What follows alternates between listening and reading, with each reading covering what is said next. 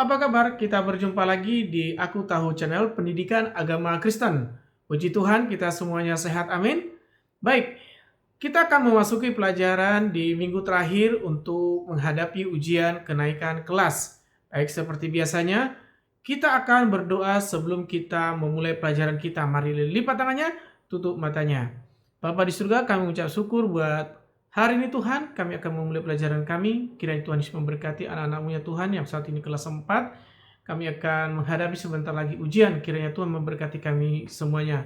Dalam nama Yesus kami berdoa dan mengucap syukur. Amin.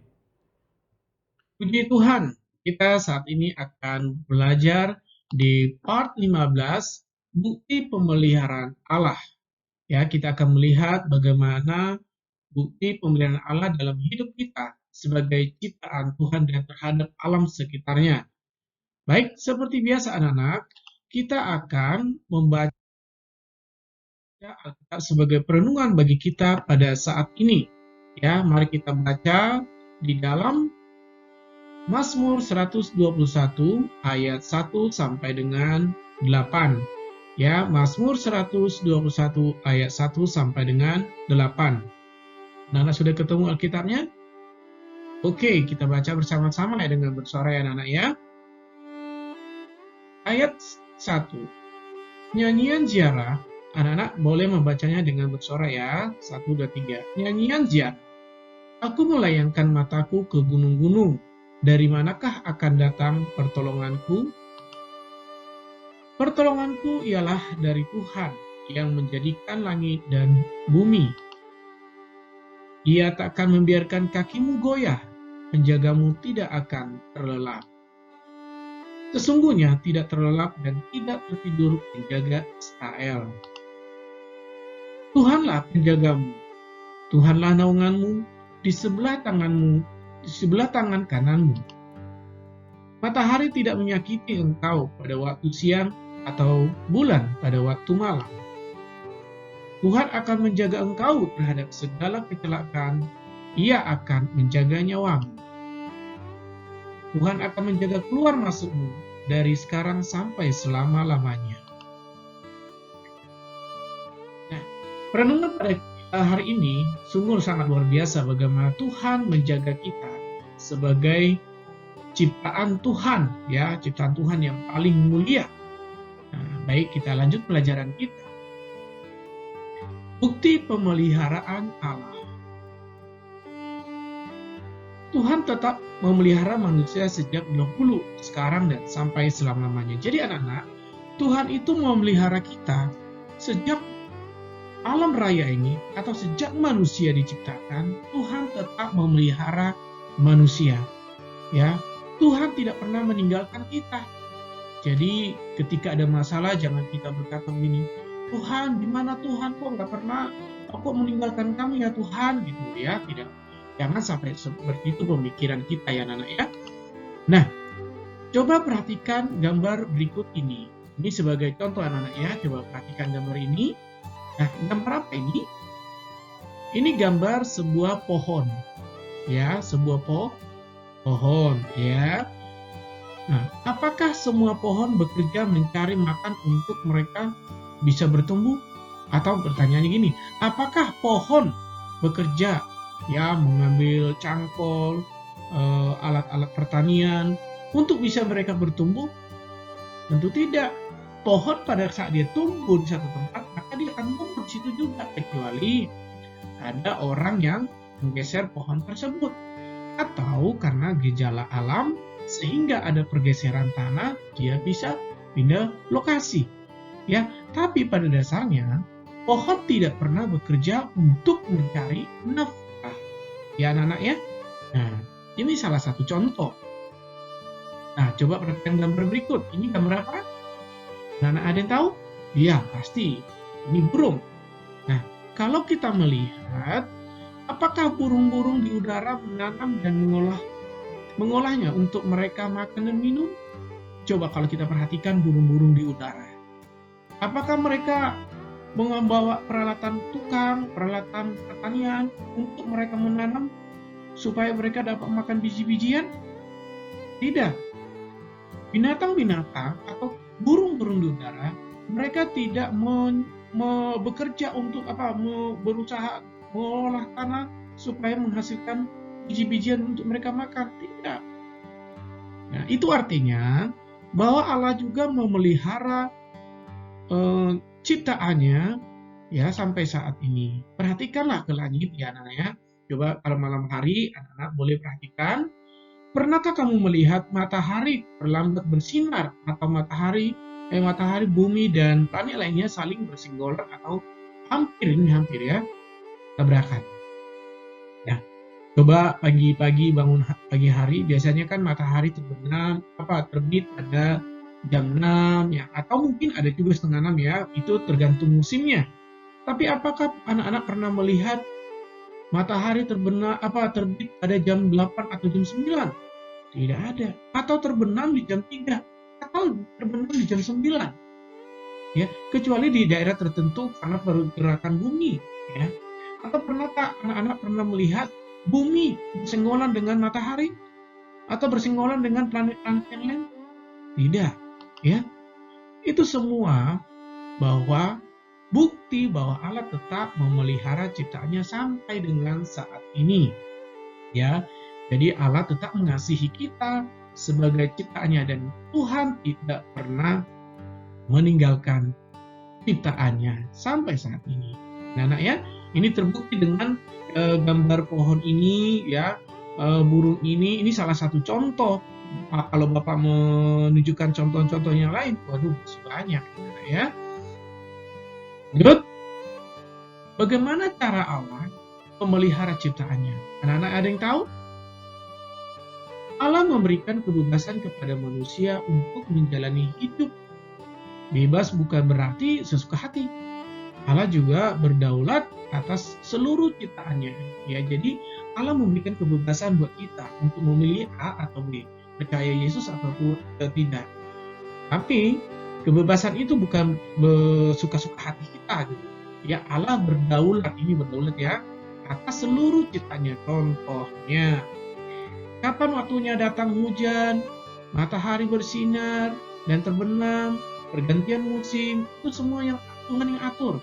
Kita tidak bilang begini, Tuhan, saya mau minta matahari diperpanjang sampai jam 12 malam.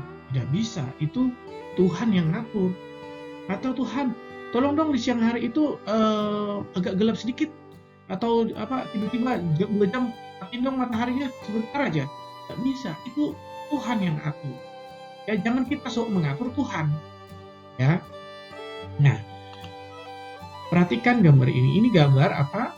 Matahari mau terbit. Ya. Nah, contohnya lagi, ini hujan. Apakah kita bisa mengatur hujan? Ada Pak pawang. Nah, itu pekerjaan iblis. Kalau sebenarnya Tuhanlah yang mengatur hujan, Tuhanlah yang mengatur musim kemarau, Tuhanlah yang mengatur terbitnya matahari, Tuhanlah yang mengatur matahari terbenam. Jadi kita jangan mengatur Tuhan, ya anak-anak ya. Untuk merasakan dan mengalami pemeliharaan Tuhan, manusia hanya menyerahkan seluruh kekhawatirannya dan persoalan hidupnya kepada Allah. Ya, jadi jangan kita mengatur Tuhan. Kita menyerahkan seandainya ada masalah hidup kita serahkan segala kekhawatiran kita kepada Tuhan. Dialah pencipta langit dan bumi dan segala isinya. Dia yang berkuasa atas hidup kita. Bukan kita yang berkuasa kepada Tuhan. Bukan kita yang mengatur Tuhan. Ya anak-anak ya. Nah, kalau kita baca di dalam Matius 7 ayat 7. Apa katanya di sana? Mintalah, maka akan diberikan kepadamu. Carilah, maka kamu akan mendapat. Ketoklah, maka pintu akan dibukakan bagimu. Jadi kita menyerahkan kekhawatiran kita kepada Tuhan, biar Tuhan yang berperkara. Dan anak-anaknya, kita ingat bahwa Tuhan tetap mengasihi kita. Dahulu, sekarang, dan sampai selama-lamanya.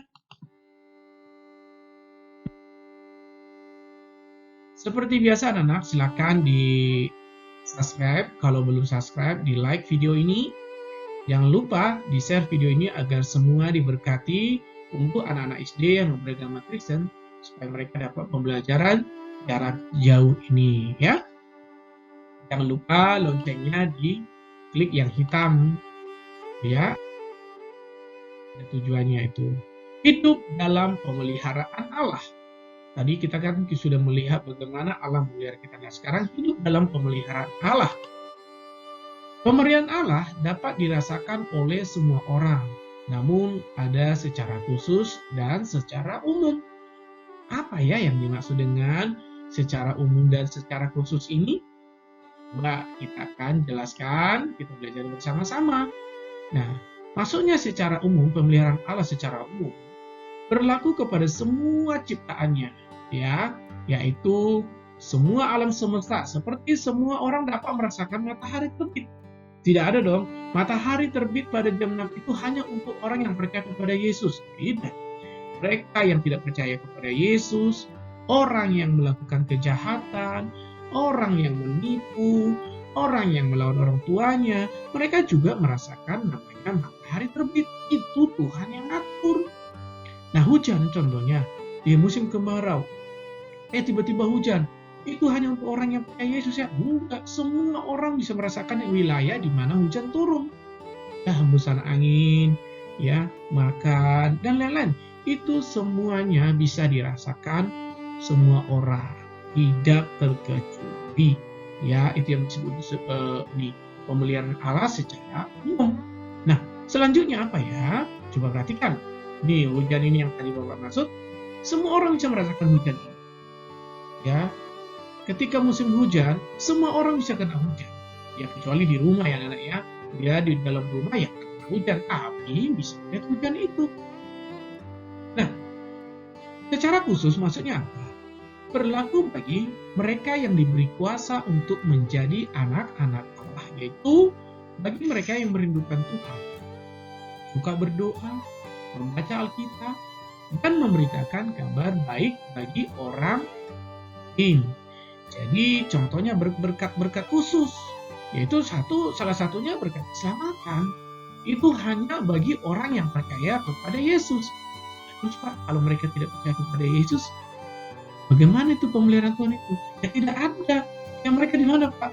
Ya kalau tidak percaya kepada Yesus sesuai dengan Alkitab yang kita imani, ya mereka tidak masuk surga. Yang masuk surga yaitu orang yang percaya kepada Yesus sesuai dengan kita imani, yaitu yang ada di dalam Alkitab. Ya, perhatikan gambar ini. Ya, anak-anak disayang oleh Tuhan Yesus. Jadi semua orang yang percaya kepada Yesus, anak-anak yang percaya kepada Yesus, jaminannya surga asal kita melakukan segala perintahnya. Kalau cuma hanya percaya tapi tidak melakukan perintah Tuhan, ya tidak ada gunanya. Ya anak-anak ya. Nah, maksud dan tujuan pemeliharaan Allah. Apa sih Allah memelihara manusia itu? Buat apa? Apa gunanya? Buat apa tujuannya? Orang manusia sudah berdosa kok gitu kan. Tapi bagi yang mereka yang percaya kepada Yesus, coba berarti, apakah anak-anak mengetahui apa tujuan Allah memelihara ciptaannya? Untuk yaitu ya yang ini tujuan Allah itu untuk menyampaikan betapa Allah mengasihi ciptaannya, khususnya manusia sebagai ciptaannya yang paling mulia. Jadi Allah mau menunjukkan bahwa Allah memelihara manusia itu, dia mau menunjukkan bahwa Allah itu mengasihi, ya, betapa Allah mengasihi manusia ciptaannya. Nah, ya kita tahu bahwa manusia adalah ciptaan Allah yang paling mulia, ya anak-anak ya. Nah, agar manusia dapat hidup, Allah memelihara alam semesta ini agar manusia dapat hidup di dalam. Ya, jadi Allah memelihara segala ciptaannya supaya manusia bisa hidup di bumi. Kalau Tuhan tidak memelihara ya, manusia tidak dapat hidup di bumi ini. Ya, anak ya. Nah, yang ketiga itu janji Allah kepada ciptaannya. Apakah kamu mengingat janji Allah kepada Nuh setelah air bah? Bahwa Allah tidak akan memusnahkan bumi seperti air bah lagi. Nah, Tuhan sebenarnya ingin memusnahkan manusia karena manusia sudah berdosa. Tapi ada untungnya, ada Nuh pada zaman itu, dan Tuhan lihat dia masih tulus kepada Tuhan. Akhirnya apa? Allah ingin menyelamatkan manusia itu lewat Nuh. Nah, setelah air bah itu datang, semua manusia sudah tidak ada mati. Hanya Nuh dan keluarganya yang selamat. Berapa orang anak-anak masih ingat berapa orang yang selamat di Bahtera Nuh? Ya, 8 orang. Apa saja? Nuh beserta istrinya dan 3 anaknya dan 3 menantunya. Hanya itu yang selamat di bumi pada saat itu. Dan Allah berjanji tidak akan mendatangkan air bah seperti yang zaman Nuh itu untuk manusia, untuk memusnahkan manusia atau bumi. Itulah janji Allah, makanya Allah tetap melihara manusia. Boleh kita ingat janji Allah itu bahwa Allah akan mengingat perjanjiannya ketika habis hujan. Biasanya kalau masih terang, kelihatan ada pelangi. Itulah Allah mengingatkan janjinya terhadap Nuh bahwa Tuhan tidak akan memusnahkan atau menghancurkan bumi ini ya lewat malapetaka. Itu tanda Tuhan mengasihi ciptaannya. Anak-anak ya.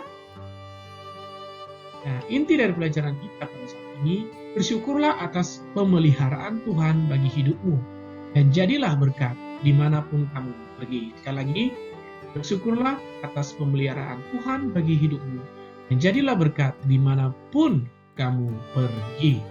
Ya. Demikianlah pelajaran kita pada hari ini. Kita akan lanjutkan pertemuan berikutnya di pelajaran masih di Pendidikan Agama Kristen di Aku Tahu Channel. Tuhan Yesus memberkati. Shalom.